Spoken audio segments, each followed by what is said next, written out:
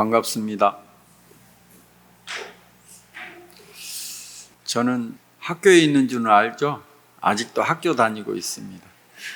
중앙승가대학교는 이제 스님들만 100% 다니는 학교입니다. 그래서 이제 출가한 지 이제 1년 된 스님들부터 시작해서 이제 학사, 석사, 박사 스님들까지 한 총 다 하면은 몇 년이에요? 9년? 4년 졸업하기도 하고요.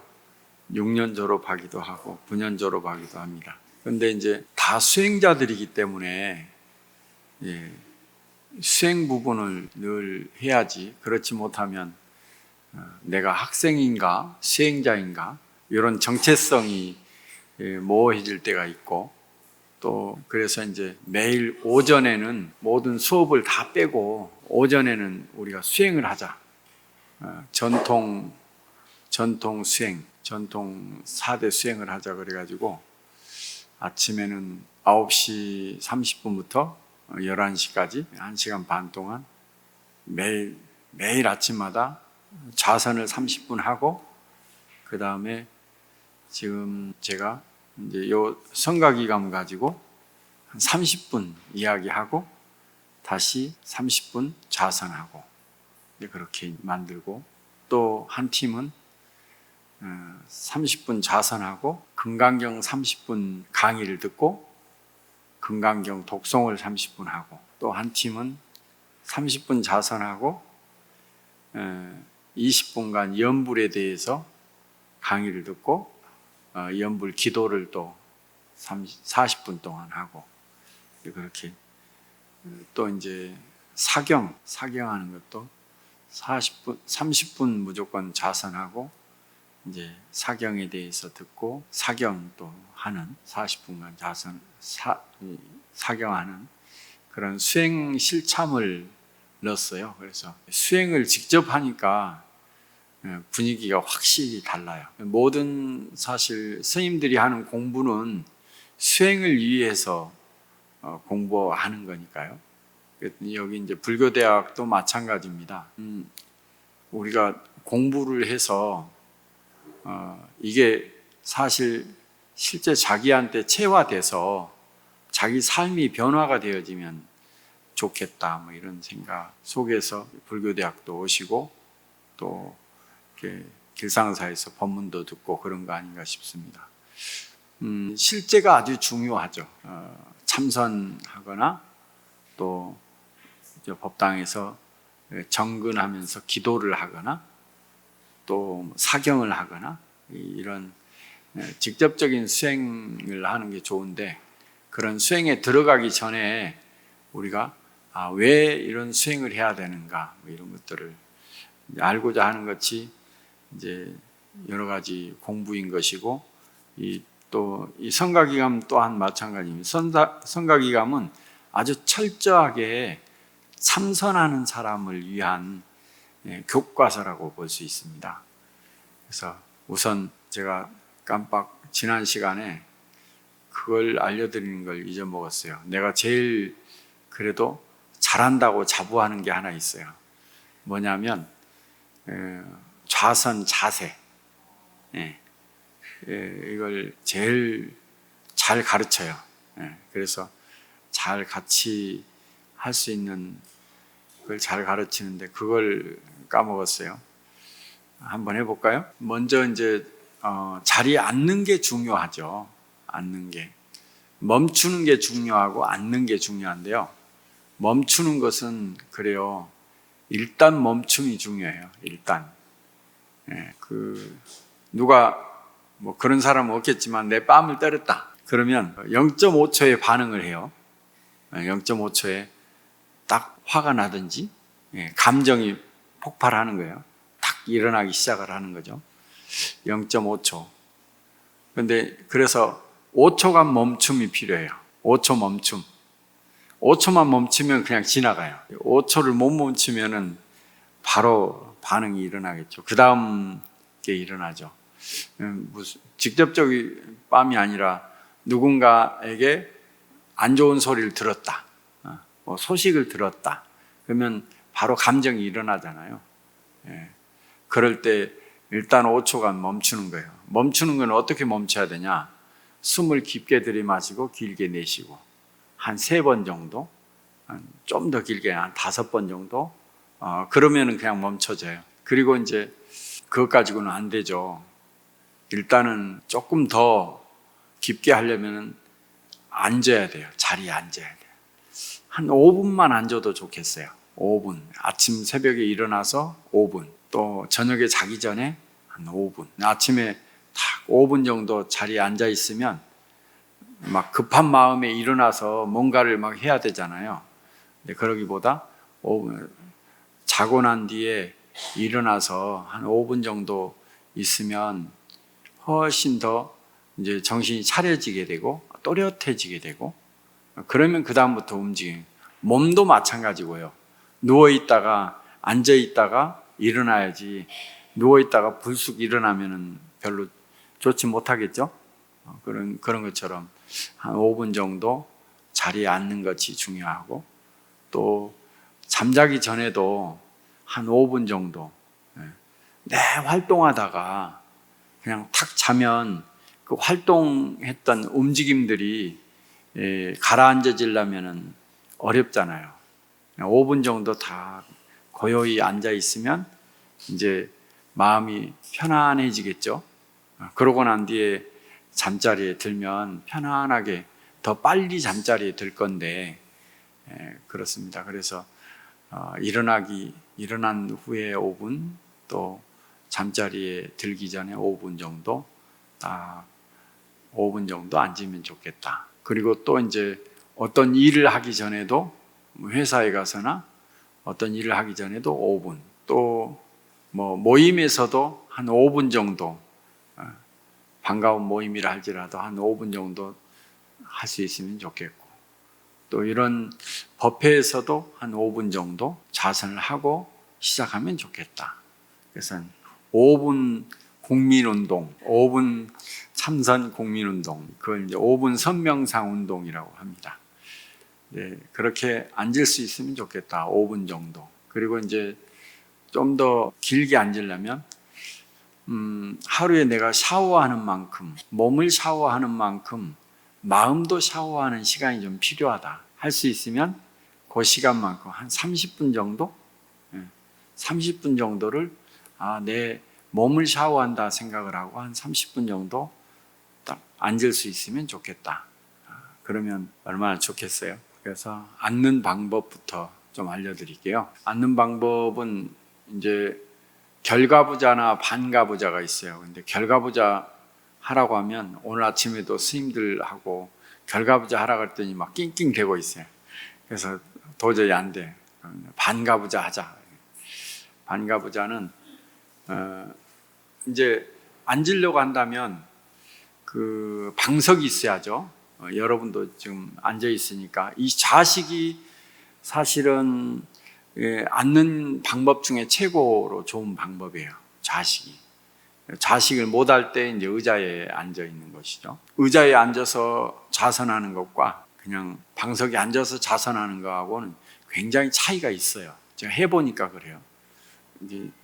그래서 자선하고 가부좌 틀고 앉는데 방석이 약간 엉덩이 부분에 방석 높이만큼, 방석 두께의 높이만큼 하나를 깔고 앉으면 훨씬 더 편해요. 그러고 난 뒤에 그러니까 엉덩이를 약간 높이면 좋겠죠.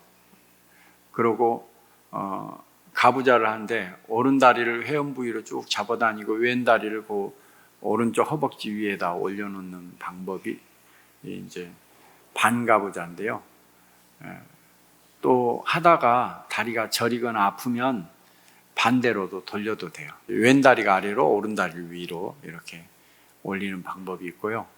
그것도 너무 힘들다 그러면은 바닥으로 한 다리를 올려놓은 다리를 내려놨다가 다시 올렸다가 내렸다 올렸다 뭐 이렇게 해도 됩니다. 그렇게 해서 그러다 보면 이 다리에 허벅지 살이 약간 빠지면 저절로 올라가게 돼 있어요. 자주 하다 보면 적응이 다 돼요. 처음에만 잘 안 돼요.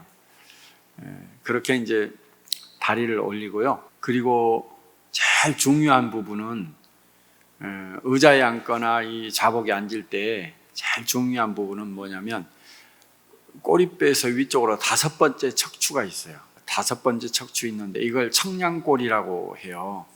이 청량골이 딱 세워져 있을 때 상체와 하체가 기가 통해요. 그래서 평생 건강해요.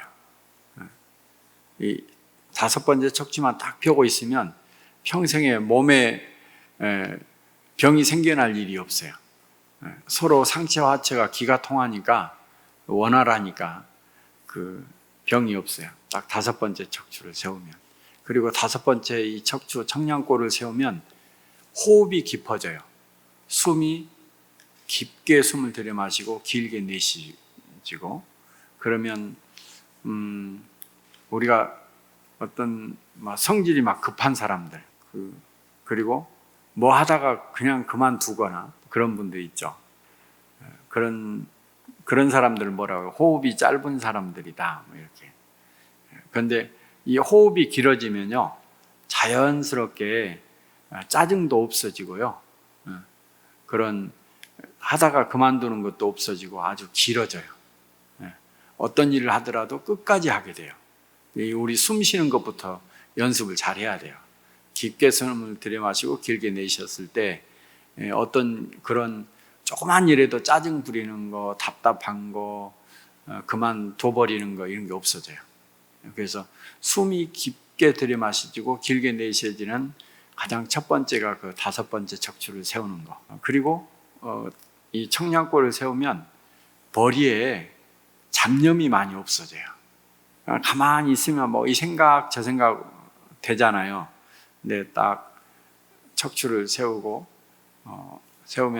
머릿속에 그런 잡생각들이 많이 없어진다고요. 그래서 이 5번째 척추는 반드시 세우도록 합니다. 공부를 하더라도, 밥을 먹더라도, 스님들은 공양을 하더라도 어떻게 하냐면, 바로 공양하면 이렇게 안 먹어요. 그릇을 들고 이렇게 먹어요. 왜 그러냐면 이 척추를 세우는 걸 굽히지 않기 때문에. 그런데 이제 일반적으로 식사는 이렇게 하잖아요. 허리가 자연스럽게 굽어지죠. 상에서 먹기 때문에. 그래도 이제 지금 상은 그래도 높은 의자에 탁자가 높잖아요. 그래서 약간 상이 높은 것도 허리를 바로 세우기 위해서 있어요. 그래서 어떻게 밥을 먹더라도 먹을 때도 딱 5번째 척추를 세우는 게 좋다. 앉을 때는 서서 걸을 때는 세워져 있지만 그렇지 않을 때는, 앉을 때는 항상 의자에 앉거나 TV를 보거나 컴퓨터를 하거나 무엇을 하더라도 5번째 척추를 세울 것. 자칫하면 핸드폰 보면서도 굽어져 있거나 이럴 수 있잖아요. 5번째 척추를 세우면 건강한 삶을 살 수 있어요. 맑고 건강한 삶. 그래서 5번째 척추는 그러면 세우는 방법은 어떻게 하냐? 이렇게 손으로 만진다고 5번째 척추가 어떻게 되나? 사진을 찍어야 되나? 몸을 앞으로 수그렸다가요, 전체를 앞으로 수그렸다가 배꼽 아래는 놓고 배꼽부터 든다 생각하면 약간 들으면 꺾이는 느낌이 싹 있어요. 그러면 그대로 세우면 돼요. 그대로 세우면 5번째 척추가 딱 서 있어요. 항상 앞으로 한번 전체를 숙였다가 배꼽부터 살짝 들었을 때 약간 꺾이는 느낌. 이게 이제 제일 잘 되는 것은 뭐냐면, 무릎을 꿇고 딱 허리를 세우면 딱 꺾이는 게 느껴져요. 이제 그래서 어려서 무릎 꿇고 딱 허리를 세우는 그 연습을 하면 그때부터 근육이 생겨나잖아요. 그러면 그 자세가 발라지면 평생 건강하죠. 근데 이제 무릎 꿇으면 체벌하는 것 같아가지고 잘 않지만, 사실은 어려서부터 딱 자세를 교정하는 방법은 무릎을 딱 꿇고, 우리가 소화 안 될 때도 딱 무릎 꿇고 허리를 딱 세우면 소화가 빨리 돼요. 그래서 밥 먹고 난 뒤에 소화가 잘 안 될 때는 딱 무릎 꿇고 청량골을 딱 세우면 돼요. 아무튼 그래서 기가 빨리 통하게 된다. 그게 이제 가장 중요한 부분이에요. 무엇을 하다 중요한 부분. 그 다음에 고개는 반듯한 상태에서 살짝 턱을 자기 앞으로 살짝 잡아다니세요. 약간 잡아다니세요. 그러면 저절로 시선도 1m 앞으로 향하게 돼요. 1m 앞으로. 눈을 5분 이상 명상하거나 자선할 때는 눈을 떠야 돼요. 5분 이하는 눈을 감아도 되지만 5분 이상은 눈을 떠야 돼요. 눈을 감게 되면 자연스럽게 졸려요. 그래가지고 졸음이나 혼침, 이게 꿈인지 생시인지 모른 몽롱한 상태, 혼침에 빠지기도 하고 그래요. 그래서 반드시 눈을 떠야 돼요. 눈을 떴을 때 이익이 훨씬 더 있습니다. 5분 이하는 괜찮고요. 5분 이상은 반드시 눈을 뜬다. 1m 앞을 향한다. 이 시선이 또 어느 한 지점을 또렷이 보고 있으면 의식을 거기다 두면 안 돼요. 거기다 두면 어느 한 지점을 계속 향해서 보고 있으면 어느 순간에 환상이 생겨나요. 말도 뛰어다니고요. 나비도 날아다니고 막 빛도 나고 막 그래요. 환상이 생겨나. 그거는 별로 좋지 못해요. 그래서 어느 한 지점을 또렷이 보라는 말이 아니라 의식을 거기서 빼는 거예요. 의식은 딴 데서 둬야 돼요. 눈에다가 의식은 두지 마세요. 그런 다음에 혀 끝을 살짝 이와 잇몸 사이에 이렇게 올리든지 살짝 말아서 입천장에 대도 돼요. 혀를 살짝 이렇게 올려 붙이는 것은 뭐냐? 이 무거운 머리를 받치는 것도 있고요. 그 다음 침샘이 열려서 이제 목이 마르지 않아요. 그래서 오랫동안 할 때는 이 목이 마르지 않게 아무튼 이렇게 혀를 말아서 입천장에 올려 붙이고요. 그 다음에 이 손이 아주 중요해요. 손 어디다 놓느냐에 따라서 마음이 그리 가요. 손이 아주 중요하거든요. 우리 몸에서 모든 에너지가 제일 많은 곳이 손이에요. 이 손이 어디에 있느냐에 따라서, 그러니까 부처님 봐도 다 손 모양이 다르잖아요. 그걸 수인이라고 그럽니다. 이 손 모양에 따라서 전하는 메시지가 다 달라요. 이제 우리 손을 어디다 두느냐에 따라서 굉장히 중요한 역할을 해요, 이 손이. 그래서 손은 오른손을 손바닥을 펴서 그 위에 왼 손등을 얹고요. 엄지손가락을 이렇게 맞대요. 앞에서 봤을 때 원이 그려지죠? 그래가지고 새끼손가락을 배꼽에다가 댄다 생각을 하고 어깨에 힘을 빼면은 편안히 내려가네요. 편안히 내려놓는 거예요. 공중에 띄우는 게 아니라 편안히 내려놓아요. 어깨에는 힘이 있으면 안 돼요. 그럼 나중에 목하고 어깨가 딱딱해지거든요. 그래서 풀어야 돼요. 아주 편안하게 풀어야 돼요. 어깨도 풀고. 그래서 이 손 모양을 뭐라 하냐면 선정인이라고 하기도 하고 법계정인이라고 하기도 하는데, 이 손 모양을 하면 어떻게 되냐면 나도 금방 고요해지고 내 주변도 고요해져요. 내 주변까지도 고요하게 해준다. 이렇게 하고 있으면 누군가가 나를 보게 되면 나도 고요해져야지 이렇게 바로 바뀌게 되는 거예요. 그래서 이 손 모양을 하면 고요해진다. 손을 이렇게 모으고 있으면 다른 거 못 하잖아요. 다 쉴 수밖에 없어요. 손이 쉬면 다 쉬는 거예요. 그래서 손을 선정인을 한다. 이렇게 된 상태를 뭐라 하냐? 지금 현재 다리를 반가보자.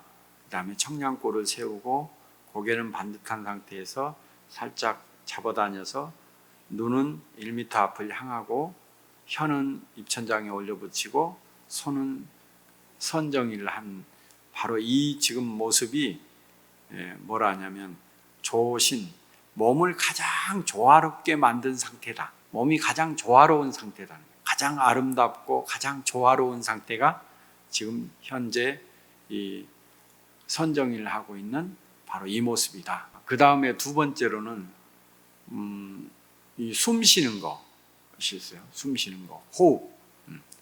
호흡을 어떻게 하느냐, 이게 아주 중요해요. 호흡에 따라서 내가 또 그 마음이 빨리 고요해지거든요. 그래서 숨 쉬는 것은 간단해요. 코로 숨을 들여 마시고 코로 내쉬는 건데요. 숨을 코로 들여 마시고 저 아랫배까지 내려보낸다 생각하고 깊이 들여 마시고 또 길게 내쉬는 거예요. 청량골이 딱 세워져 있었을 때만 가능해요. 코로 숨을 깊게 들여 마시고 또 코로 길게 내쉰다. 그런데요, 여기에서 중요한 키포인트는 숨을 들여 마실 때 몸이 딱딱하면 안 돼요. 이 숨이 들어오면 어깨나 가슴이나 갈비살이 살짝 움직여야 돼요. 그 물고기 아가미 움직이듯이 우리도 약간 움직여야 돼요. 숨이 들어가니까 위에 상체는 살짝 위로 올라가고 숨이 더 아래로 내려가면 아랫배가 살짝 나왔다가 들어갔다가 이렇게 몸을 딱딱하게 하지 않고 숨이 들어 마셔지면 어깨나 가슴이나 갈비살이 위로 살짝 올라가고 아랫배는 살짝 내밀어졌다가 다시 내쉬고 요게 좀 돼야 돼요. 그런데 너무 억지로 하면 안 되고요. 자기가 할 수 있는 만큼 깊게 숨을 들여 마시고 길게 내쉬고 약간 움직이라는 거예요. 약간 숨을 들여 마시면 움직여지게 돼 있어요. 몸을 너무 딱딱하게 하면 나중에 굳어져서 안 좋아요. 그래서 숨 깊게 들여 마시고 길게 내쉬고 이렇게 하게 되면 굉장히 빨리 고요해져요. 숨이 여기서 왔다 갔다 하면 막 달리기 하듯이 왔다 갔다 하면 마음이 안정이 안 돼요. 그래서 항상 코로 깊게 숨을 깊게 들여 마시고 길게 천천히 내쉬고 이렇게 하는 방법이 이제 가장 좋은 방법. 이제 이걸 뭐라고 하냐면 조식이라고 그래요. 조식, 숨 쉴 식자. 숨 쉬는 것을 가장 조화롭게 한다. 숨 쉬는 걸 가장 조화롭게 하는 방법을 이제 배우셨어요. 그 방법을 절대 잊지 마세요. 그 다음에 이제 조심, 이제 마음을 조화롭게 한다. 마음 심자. 마음을 조화롭게 하는 방법은 이 호흡에다가 의식을 얹으면 돼요. 자, 숨을 들여 마셔질 때 우리 모든 의식이 함께 따라가는 거예요. 숨이 깊이 들여 마셔질 때는 저 아랫배까지 의식이 함께 따라갔다가 내쉴 때는 코끝에 10cm 밖에까지 숨을 깊이 들여 마시고 마실 때는 의식이 함께 따라갔다가 다시 내쉴 때는 의식이 코끝에 10cm 밖에까지 쭉 갔다가 또 깊이 들여 마셔지고 마실 때는 의식이 함께 따라갔다가 함께 의식이 10cm 밖에까지 이것을 온 마음 다해서 숨쉬기 온 마음 다해서 숨쉬기 이걸 수식관이라고 합니다. 숨쉴 식자, 따를 수자 호흡에 따라서 의식이 함께 간다. 한 5분간만 해볼까요?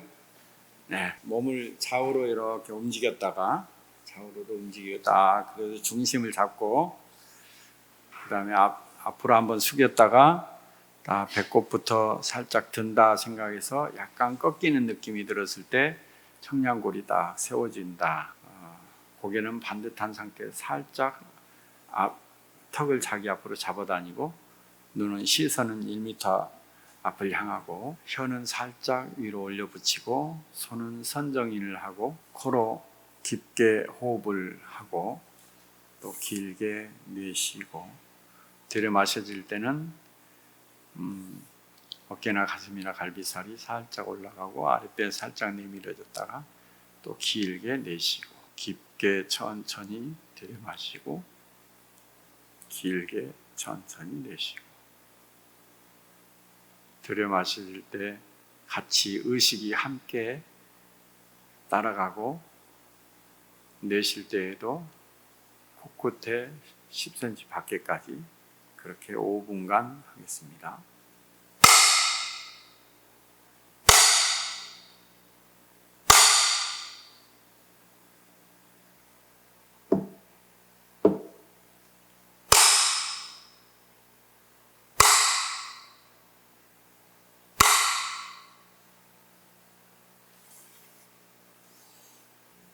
편안하죠?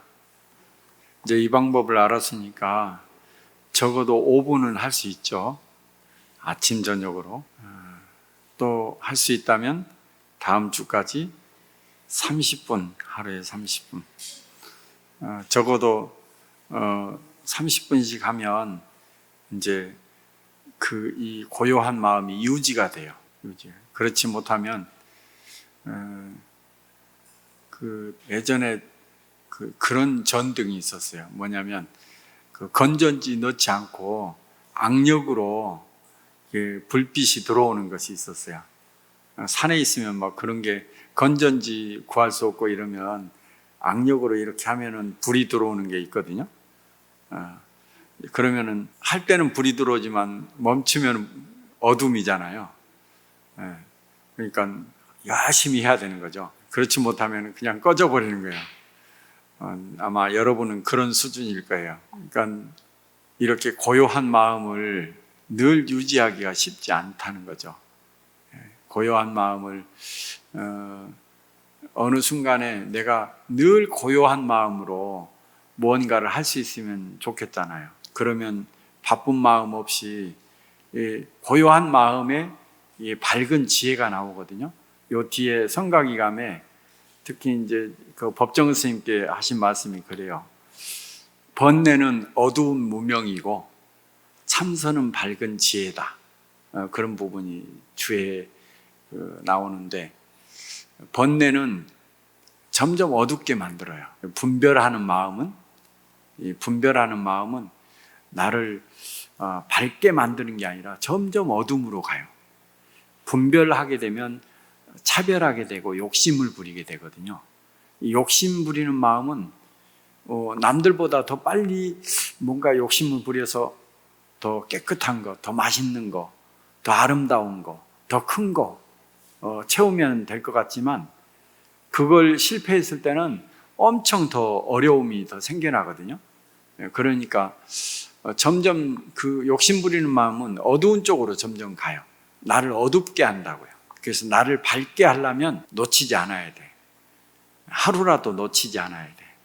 아침에 5분, 저녁에 5분, 아니면 뭐 하루에 30분이라도 하루에 꼭 시간을 정해놓고, 그렇지 않으면 꺼져버려요. 겨우 살려놨던 불씨가 밝음이 어둠으로 확 휩싸여버리면 안 되잖아요. 내 자선하는 시간이 나를 밝은 빛으로 만드는 시간이다. 나 자신을 그리 생각해 주면 좋겠어요.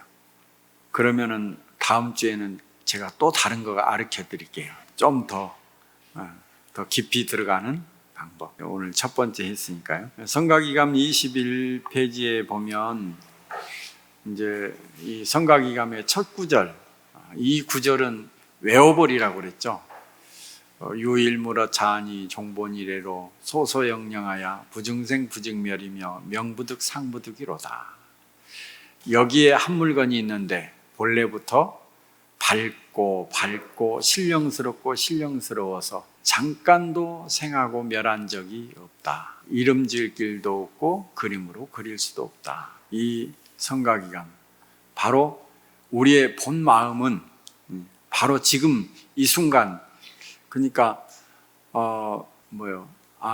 제 소리를 듣고 있는, 귀를 통해서 내 소리를 듣지만 귀가 듣는 거 아니거든요. 뭐냐면 마음을 통해서, 귀를 통해서 마음이 듣는 거란 말이죠. 또 내가 말을 할 때도 읽을 때도 마찬가지예요. 내가 소리를 내는데 입이라는 기관을 통해서, 목의 기관을 통해서 소리를 내지만, 그러나 마음이 움직여서 이 소리를 내게 된다고.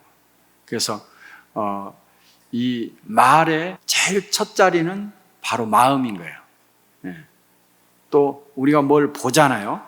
보고 형상을 보고 알아차린다고요. 보는 것, 눈이 보는 것이지만 사실은 마음이 움직여서 보게 만드는 거거든요. 그래서 보아내고 알아내는 이 주인공, 이것이 마음이란 말이야.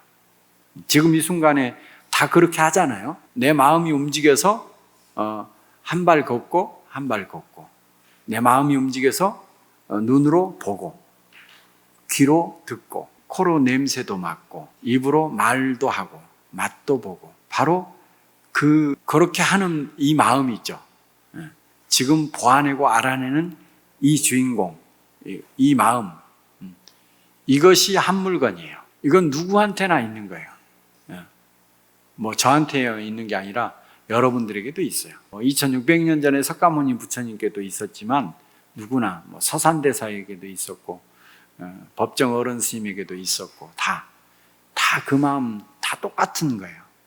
바로 그것은 뭐라고 했어요? 밝고 신령스럽고 신령스럽다. 이것을 석가모니 부처님께서는 뭐라고 했냐면 기이하구나. 당신이 저 보드가에서 보리수 나무 아래에서 탁 깨닫고 난 뒤에 하신 말씀이거든요. 화엄경 정행품에 나오는데 기이하구나.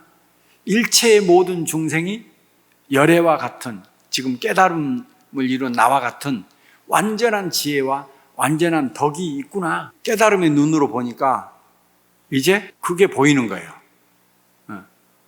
나와 똑같이 완전한 지혜와 완전한 덕을 갖춘 존재예요. 그게 보여. 석가모니 부처님은. 그런데 안타깝구나. 번뇌와 망상을 진짜인 줄 착각하고 거기에 관심이 있어.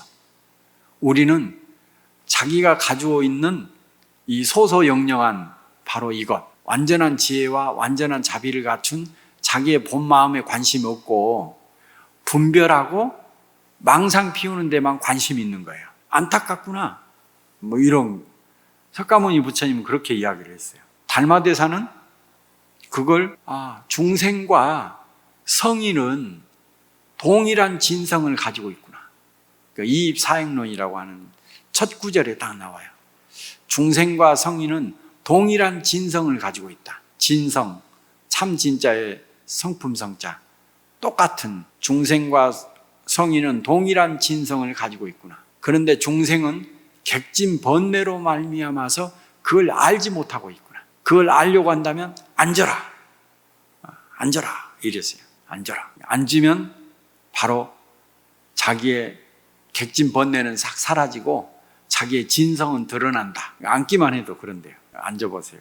그리고 육조 해능대사라는 분이 있어요. 달마대사에 2조 해가 3조 승찬 4조 도신 5조 홍인 6조 해능 이러겠죠. 그럼 이제 우리 법정 스님이 그러면 1조다 그러면은 2조는 누구예요? 지금 주지 스님 이렇게. 그 다음에 손자 상자는 덕조 스님의 상자는 3조 이렇게 쭉 이렇게 내려오는데 달마대사로부터 6조 해능대사라는 분이 있는데 이분은 바로 이 소소영령한 이 마음을 뭐라고 표현했냐면 무념무상무주라고 표현을 했어요. 무념하다. 뭐냐면 무념하다는 것은 생각이 없다가 아니라 번뇌망상이 없다. 우리 본 마음은 번뇌망상이 없다. 그러니 번뇌망상이 없으면 어떻게 되겠어요? 아주 고요해. 그리고 아주 평화로워. 번뇌망상이 없으면. 이게 본 마음이다. 우리 본 마음은 아주 고요하고 아주 평화롭다. 그리고 상이라고 하는 것은 이 고정된 생각이거든요. 생각. 이제 그걸 심상이라고 하는데 심상. 사과가 있으면 이 사과를 처음에는 이름도 없죠. 이름도 없고 사과가 뭔지도 모르죠. 이름 모를 때는 엄마 저건 뭐야? 그거 사과야. 이게 사과구나. 이름 붙이고. 이제 먹어보면 사과의 맛은 이런 거구나. 이게 하나의 상이 되는 거예요. 그래서 그 다음에 사과가 있을 때는 저거 사과야. 이름으로 저건 사과야. 그리고 상상으로 첫 번째 먹었던 이 사과의 그 이미지가 있죠. 그 이미지가 나한테 저장이 돼 있어요. 무의식에. 그걸 심상이라고 하는데 마음의 상이다. 그래서 마음의 이미지다. 저장이 돼 있어. 그래가지고 이 사과의 맛을 아직 모르잖아요.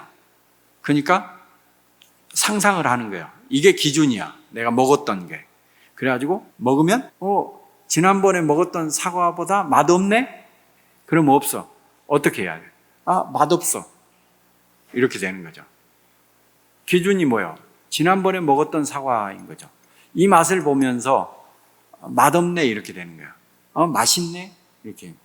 맛있으면 좋고 맛없으면 싫어. 바로 느낌과 감정이 일어나게 되는 거예요. 이 느낌과 감정이 일어나면 좋아하고 싫어하는 감정이 일어나게 되죠. 좋아하고 싫어하는 감정. 그럼 맛있는 거 먹으면 너무 좋고 맛없는 거 먹으면 싫어.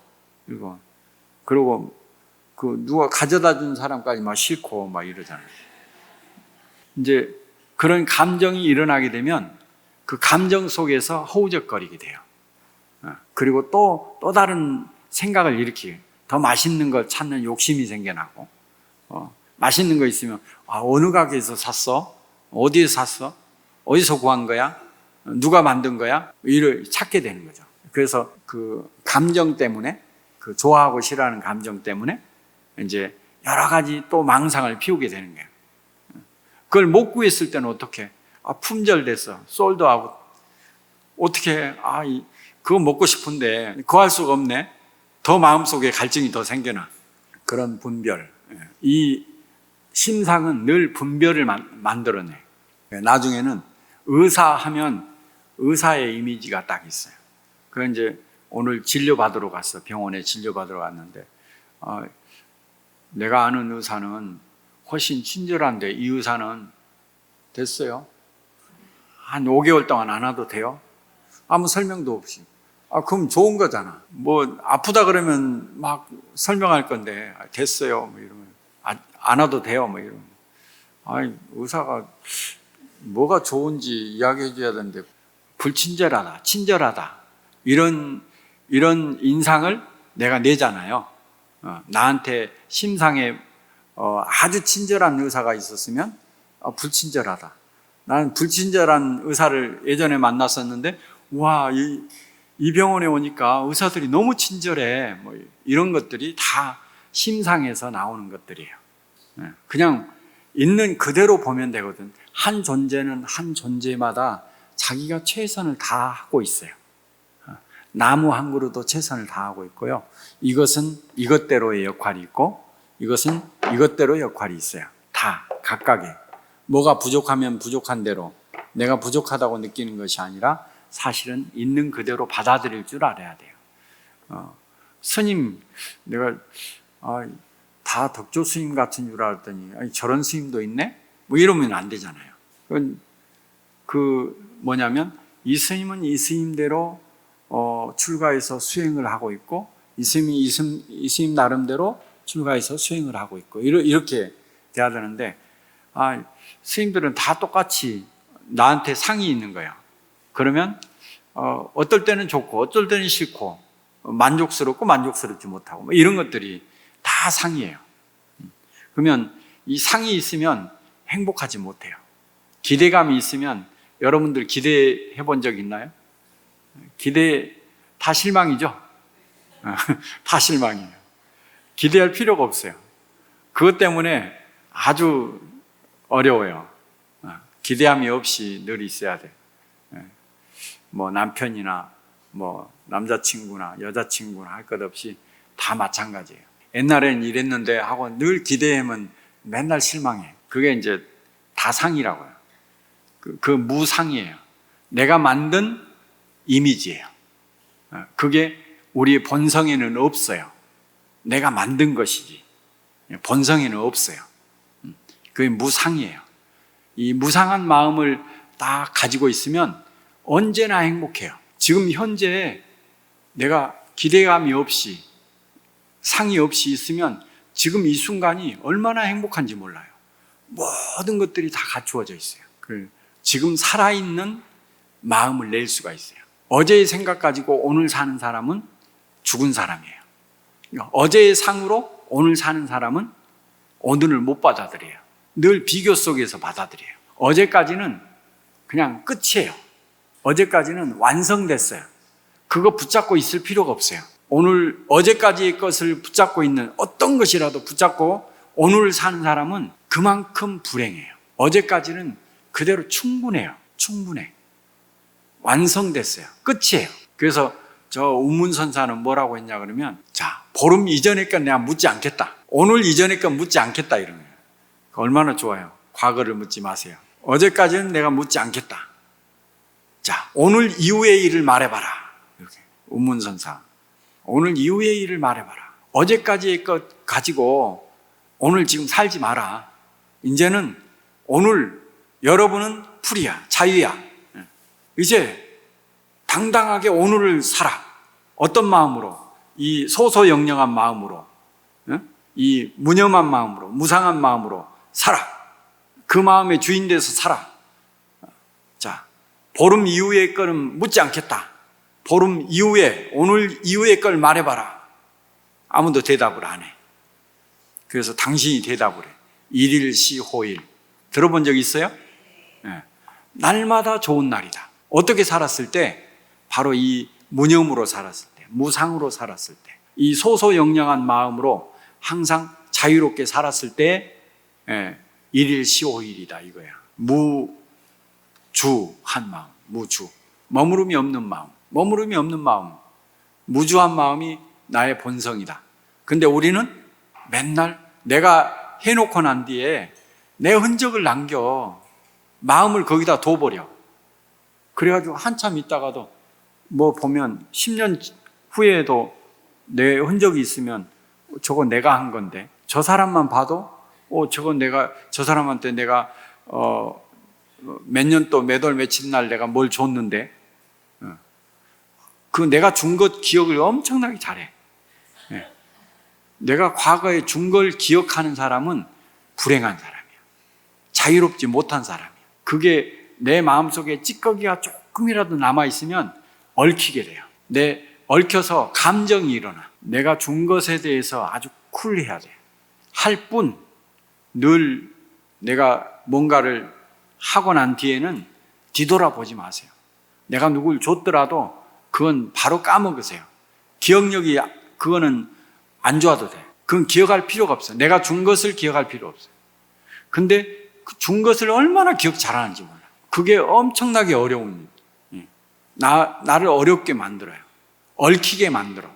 감정이 얽히면 지혜로운 판단이 나올 수가 없어요. 밝음이 나오지 못해. 어두워져. 점점 기대감이 생겨나고 어두워져. 그래서 저 숭산 스님 같은 분들은 그래요. 오직 할 뿐, 오직 할 뿐. 그러고 마음속에 찌꺼기 조금이라도 남기지 마라. 그걸 무주. 본래 우리 마음은 무주하다. 무주는 자유롭다. 이런. 대자유로운 게 무주야. 무주. 또 무상, 행복하다. 무념, 평화롭다. 이게 다 뭐냐면 어른들이 다 이 소소영령한 자리를 그렇게 표현했단 말이에요. 아직도 지난번 거 하고 있어요. 자, 26페이지. 이 부분은 이제 선문에 저희가 깊은 사람 아니고는 이해하기 조금 어려운 부분이에요. 그렇지만은 이 서산대사가 이거는 짚고 넘어가는 거예요. 그러니까 얼마나 결백증이 심한지 알 수 있어요. 이 부분 같이 읽어볼까요? 부처님과 조사가 세상에 나오심은 마치 바람도 없는데 물결을 일으키는 경이다. 따라서 해보세요. 불조 출세가 무풍기랑이로다. 불조 출세가 무풍기랑이로다. 불조 출세가 무풍기랑이로다. 어떻게 이런 말이 다 있을까? 부처님과 조사가 세상에 나오시면 마치 바람도 없는 물결 없는데 물결을 일으키는 거다. 우리 이제 본 마음에서 입장에서 그런 거예요. 우리가 본 마음에 다 깨달은 마음으로 다 있다고 생각을 해봐요. 내가 소소영령한 자리에 다 있어. 분별심이 하나도 없어. 누구나 마찬가지예요. 사실은 늘 그 마음으로 늘 잘 살아. 그런데 거기에다가 우리 본 마음은 소소영령해 이렇게 말을 붙일 필요가 없어요. 그런 말을 할 필요가 없어. 다 그렇게 살면 모두가 사실은 그렇게 살아요. 나무도 다 소소영령한 바로 그 마음으로 다 열심히 살고 있고 사람들도 다 살고 있어요. 그런데 부처님이나 달마대사나 이런 분들이 나타나가지고 깨달음이란 이런 것이야, 본 마음이란 이런 것이야, 이렇게 하는 것은 다 바람 없는 그 물결에 파도를 일으키는 것과 같다. 이렇게 반어법을 사용을 했어요. 거기에서 이제 우리 소소영령, 밝고 밝은 바로 그 자리, 그 자리에서 보면은 그렇다는 거예요. 거기다가 뭘 붙이지 마라. 아무것도 붙일 것 없다. 소소영령한 바로 그 자리만 탁 있으면 거기에는 부처님도 달마대사도 붙일 필요가 없다. 서산대사도 붙일 필요도 없고 뭐 법정스님도 붙일 필요도 없고 다 붙일 필요가 없다. 다 그 자리만 있으면 된다. 누가 이렇게 이야기했고 저렇게 이야기했고 다 소용이 없다. 다 그 자리만 있으면 아무것도 필요 없다, 이런 거예요. 그 완전 핵심을 딱 이야기한 거예요. 주에 보면 부처님은 석가열애이고 조사는 가섭존자다. 부처님 제자가 가섭존자예요. 석가모니 부처님이 꽃을 들어보이니 빙글에 미소 지은 분이 가섭존자거든. 염화미소라고 해요. 세상에 나오신다는 것은 대자대비가 바탕이 되어 중생을 건지는 것을 말한다. 석가모니 부처님이 태어난 거, 가섭존자가 태어난 거, 이런 조사들이 태어난 것은 다 뭐냐면 중생들을 위해서 태어났단 말이지. 이게 분별하고 차별하고 욕심 부리고 또 성질 부리고 고집 부리고 그걸로 인해서 맨날 어렵고 고통스러워하고 계속 끝없이 윤회하고 안타까워서 그렇게 사람으로 태어나가지고 그렇게 살지 말고 지금 최고의 정신적인 가장 깨달음의 삶을 살 수 있는 방법도 있는데 왜 또 계속 반복해서 계속 분별해가지고 차별해서 그렇게 어렵게 사는가. 그래 놓고 늘 와서 불안해하고 뭐 그런단 말이에요. 조금만 힘들어도 그냥 못 견뎌하고 우리 삶 속에서 그런 부분들이 있어요. 조금만 어려운 부분이 닥치면 막 괴로워하잖아요. 그래서 부처님이 그거는 원인은 간단해. 분별심 때문이야. 분별하지 마. 너의 본 마음은 소소영령해. 부처님이 대비심 때문에, 자비심 때문에 가르쳐주기 위해서 세상에 출현했다. 오늘날의 스님들도 마찬가지야. 자기 스스로 깨우침도 필요하지만 이렇게 절을 장엄하고 대웅전을 잘 만들고 또 이런 장소를 이런 불교대학을 만들고 그렇게 한 이유는 바로 그걸 가르쳐주기 위해서. 이게 다 자비심이야. 제가 봤을 때는 다 우리나라 절들 얼마나 대웅전을 아름답게 장엄해요. 전 세계에서 우리나라 대웅전 절 가람만큼 아름다운 것 정말 없어요. 정말 아름다워. 지금 이 서울에 살지만 서울에 이렇게 보면 서울에 있는 건물들은 뭐냐면 욕심이 붙어 있어. 다 가게 하나마다도 다 욕심이 막 붙어 있어요. 그 사심이 없이 아주 이익된 마음으로, 공통된 마음으로 이런 것보다는 그 욕심들이 너무 많아. 그런 것들이 붙어 있어요. 이제 산속에 가면은 대웅전이나 이런 건물들 있는 것은 다 수행을 위해서 존재하는 건물들이거든. 그래 아주 맑은 기운이 있어요. 그런 장소에. 그리고 수백 년, 수천 년 스님들이 오랫동안 수행하는 곳이잖아요. 맑은 음식 먹고 깊은 수행만, 새벽부터 저녁까지 아주 수행만 하는 곳이거든요. 그러니까 그런 데 가면 그게 쭉 유지해 오는 게 쉽지 않아요. 1000년 동안 새벽 애불이 끊어지지 않고 계속 내려온다고 생각을 해봐. 어떻게 그런 데가 있어요, 세상에. 생명을 죽이지 않고 늘 보호하고 그러면서 채식하면서 1000년을 내려온다고 생각을 해봐. 어떻게 그런 곳이 있지? 세상에 늘 수행하는 수행자들이 모여가지고 늘 새벽 예불을 한다고 했어요. 이게 계속 천년이 내려오고 있어요. 정말 독특한 거지. 그리고 그 맑은 기운이 있다고. 그게 한편으로는 그런 거기에 속해 있는 수행자들의 이익도 있지만 한편으로는 세상을 맑히는 여의주와 같아. 그런 곳이 있기 때문에 세상 사람들이 저렇게 살아야 되는구나. 근데 내가 지금 이렇게 살고 있구나.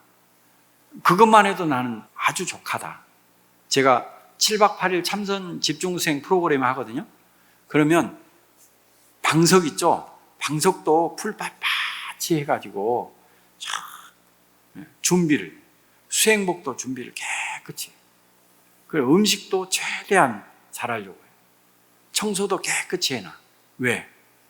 정말 세상 사람들이 일생에 한 번 수행하러 올지 모른다. 그러면 한 번 그래가지고 언제 다시 수행하러 올지 모르니까 이 순간이 정말 소중한 순간이다. 여러분도 마찬가지예요. 여러분이 불교대학에 왔지만 여러분이 또 언제 이렇게 시간을 내가지고 이렇게 정성스러운 마음으로 여기 와서 공부하는 마음을 낼지 몰라요. 그러니까 어떻게 하겠어요? 길상사에서 여러분들 위해서 아주 최대한 잘 준비를 하거든요. 이 사람이 계속 또 공부하고 또 수행하고 이러면 좋겠지만 일생에 한 번일 수도 있어요. 저는 이 사람들이 떠나가서 열심히 살다가 잊어먹고 살다가 죽기 전에 딱 한 번 내 삶을 돌아보면서 내가 그래도 가장 맑고 가장 나를 사랑하면서 살았던 순간이 언제일까? 그 금강 스님하고 7박 8일 수행했던 때가 그래도 가장 좋았어. 이렇게 죽기 전에 한 번이라도 하면 난 족하다. 그걸 위해서 나는 최선을 다. 그러면 그 마음 뿌리 안에 어디엔가는 그런 마음에 수행하는 마음이 딱 그래도 있었지 않았을까? 이런 거죠.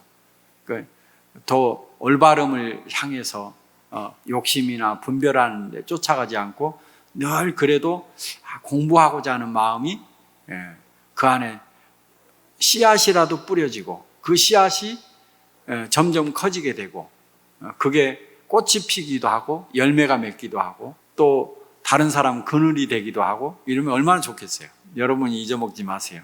그런 거예요. 아무튼 딴소리 했어요. 세상에 나오신다는 것은 대자비가 바탕이 된 거다.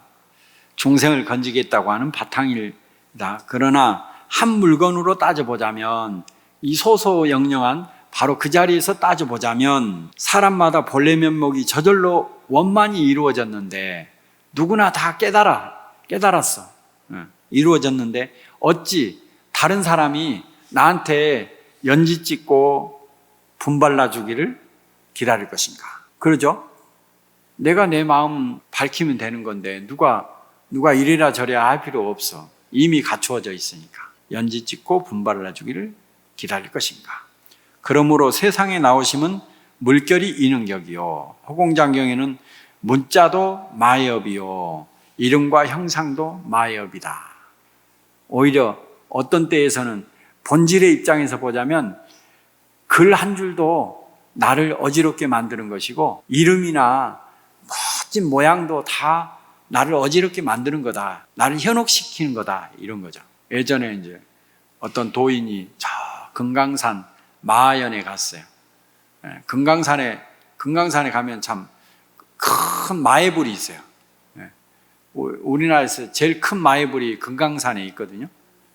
금강산에 마애불이 바위에가 부처님을 새겼어요.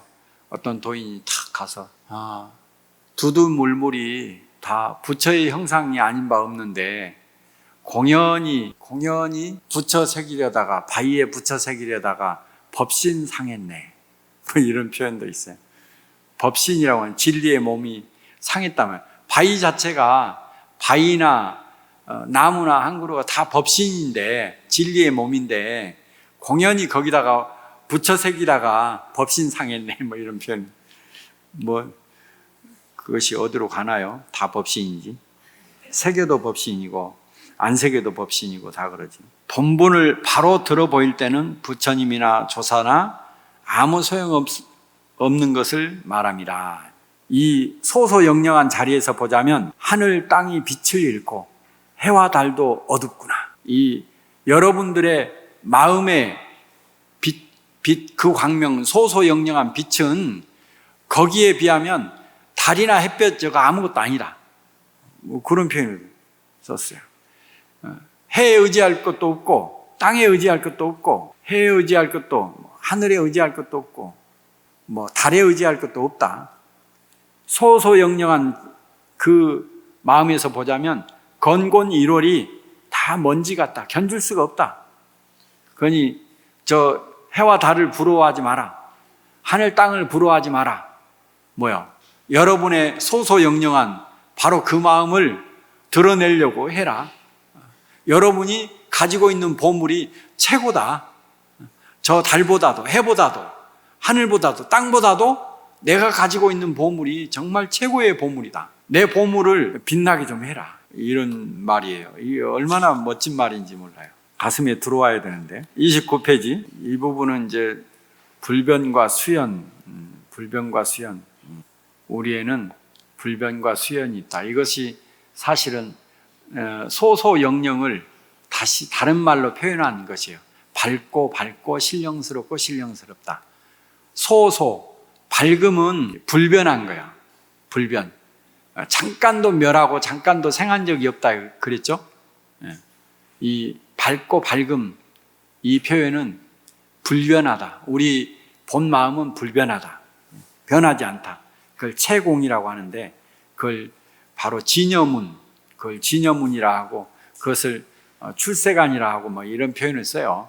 아무튼 이 밝고 밝음, 이것은 불변하다. 영영, 신령스럽고 신령스럽다. 이것은 변화성이라고 했잖아요.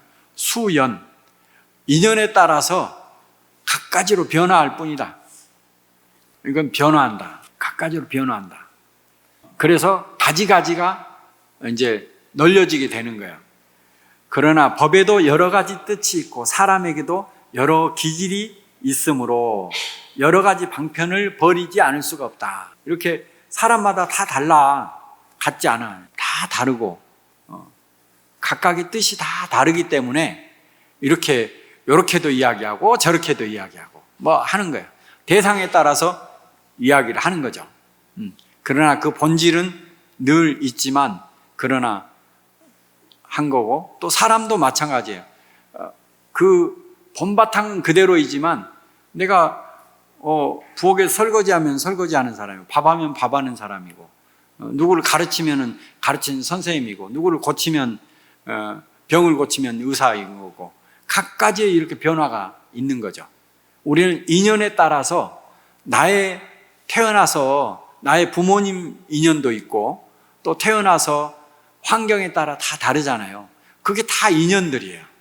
나와 만나는 수많은 인연들에 의해서 책과의 인연도 있고 방송과의 인연도 있고 환경과의 인연도 있고 모든 사람과의 수많은 인연에 의해서 현재의 내가 여기에 있는 거라고. 그리고 나를 기다리고 있는 길상사도 여기서 수십 년 여기 기다리고 있었어. 나의 오늘을 위해서. 이 기다리는 동안에 이 길상사의 인연도 수없는 인연들이 있었던 거죠. 이 자리에서 나를 오늘 다 기다리고 있는 거예요. 그래서 우리가 만난 거죠. 다. 그게 그 인연들은 정말 신령스러운 거예요. 신령스럽고 신령스러운. 수많은. 그걸 수연이라고 해요. 그러니까 다르죠. 그리고 또 어떤 사람들은 법당에서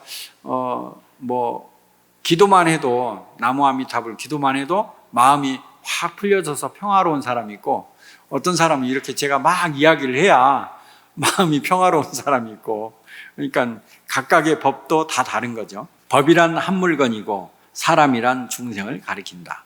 법에는 변하지 않는 것과 인연을 따르는 두 가지 이치가 있고 사람에게는 단박에 깨치는 이와 오래 닦아야 하는 두 가지 기질이 있으므로 문자나 말로 가르치는 여러 가지 방편이 없을 수 없는 것이다. 이것이 옛말에 이른바 공사에는 바늘 끝만큼이라도 용서할 수 없으나, 법의 입장에서 보면, 바로 소소하는 바로 입장에서 보면 어둠이 하나도 용납하지 않아.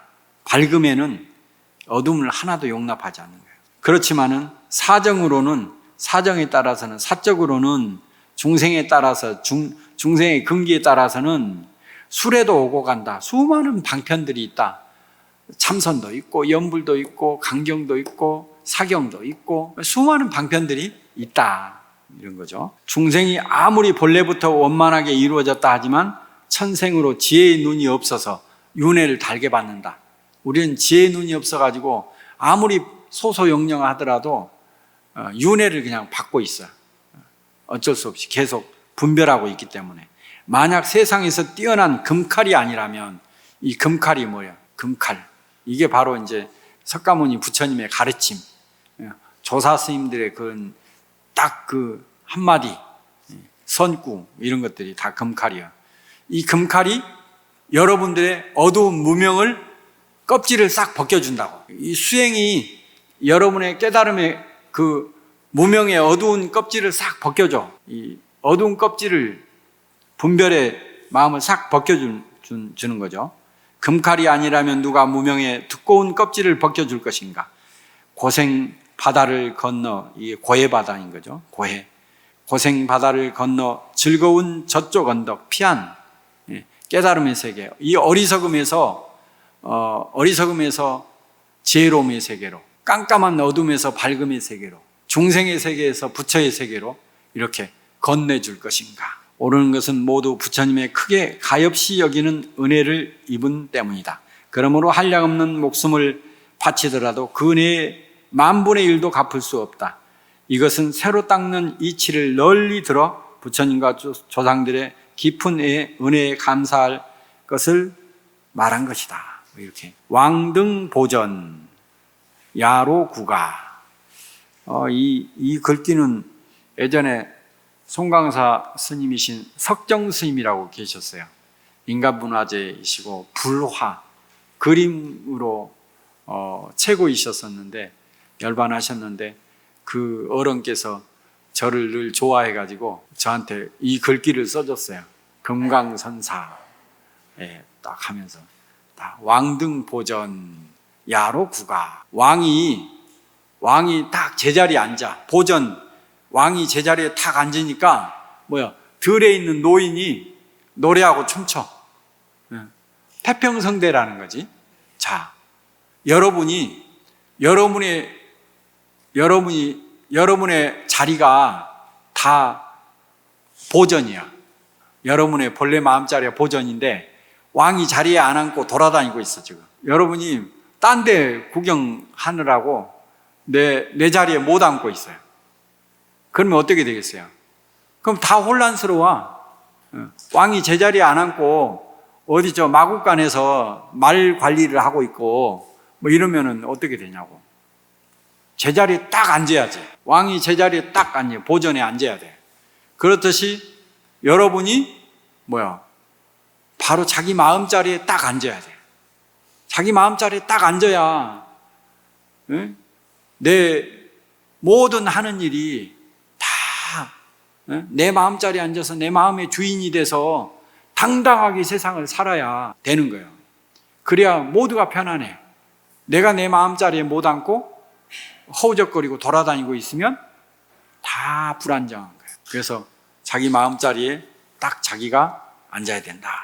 33페이지 보면 굳이 여러 이름을 붙여가지고 여러 가지 이름을 붙여서 마음이라고 이거 같이 읽어야 돼요. 시작. 굳이 여러 가지 이름을 붙여서 마음이라 붙여라 중생이라 했으나 이름에 얽매여 분별을 낼 것이 아니다. 다 그대로 옳다. 그러나 한 생각이라도 움직이면 곧 어긋난다. 강립 종종 명자하야 혹심 혹불 혹중생이라 하나 불과 수명 이생해어다. 당체 변신이 동념 즉괴라. 뭐냐면 이름을 붙인다고 하는 것은 갖가지 우리가 이 소소영령한 이 자리를 혹 마음이라 이름 짓기도 하고 또 혹은 붙여라 이름 하기도 하고 혹은 중생이라고도 이름을 붙여. 번뇌하고 있으면 이게 중생이고 번뇌를 다 벗어나면 이것이 부처이고 또 이것을 그냥 통칭해서 마음이라 하고 이렇게 이름을 갖가지 붙이긴 하지만 그것 다 옳다. 그러나 어디를 지칭하는지는 알고 있죠?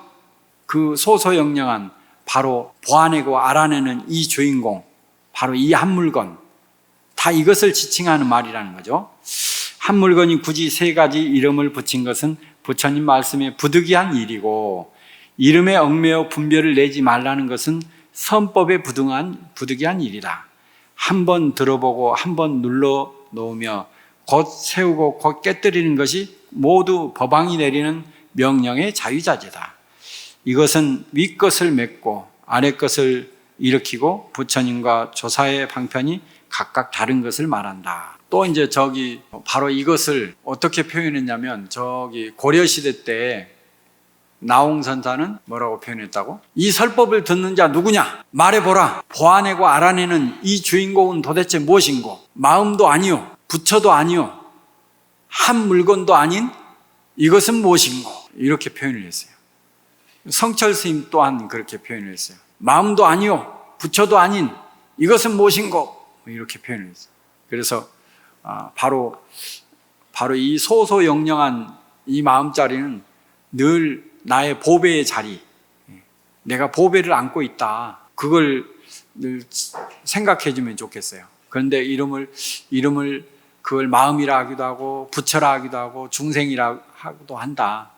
나는 지금 이 소소영령한 자리를 지금 중생이라 붙이고 싶죠? 앞으로는 부처라 이름을 붙이고 부처님처럼 말하고 부처님처럼 행동하고 부처님처럼 생각하고 그렇게 사셨으면 좋겠습니다. 감사합니다.